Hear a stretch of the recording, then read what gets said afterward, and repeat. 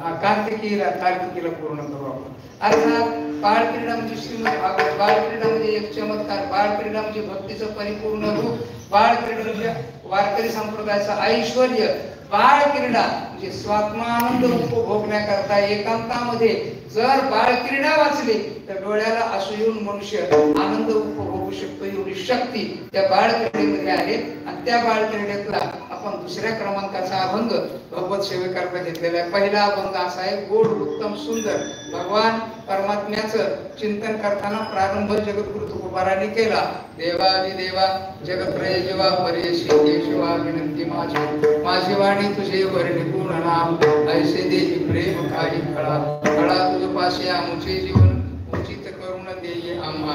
किती सुंदर. कला तुझ पाशी आमुचे जीवन उचित करून देई, आमुचे जीवन उचित करून आम्हा देई कला तुझ पाशी. म्हणून कलात्मक प्रेम म्हणजे ज्ञानोत्तर कालातलं एक काल्पनिक द्वैताचा स्वीकार करून केलेलं प्रेम म्हणजे कलात्मक प्रेम. आणि त्या कलात्मक प्रेमाची मागणी मागणार हे बाळक्रीडा. दुसरा अभंग म्हणजे देवाच्या चरित्राचे प्रकरण करणारा प्रकरण प्रतिपादक अभंग. या अभंगाच्या पहिल्या चरणात भगवान श्रीसंत जगद्गुरु तुकोबाराय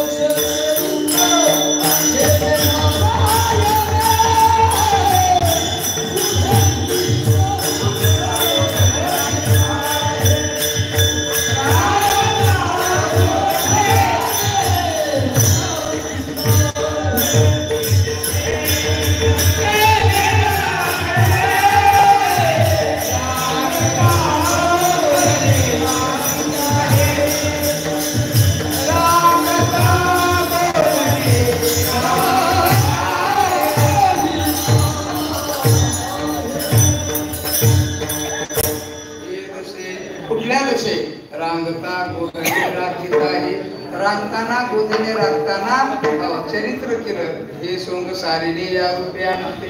आणि हे सगळंच्या सगळं सोंग देवाने सारलं. कशा करता? पुढे ही बहुते करणे आहे.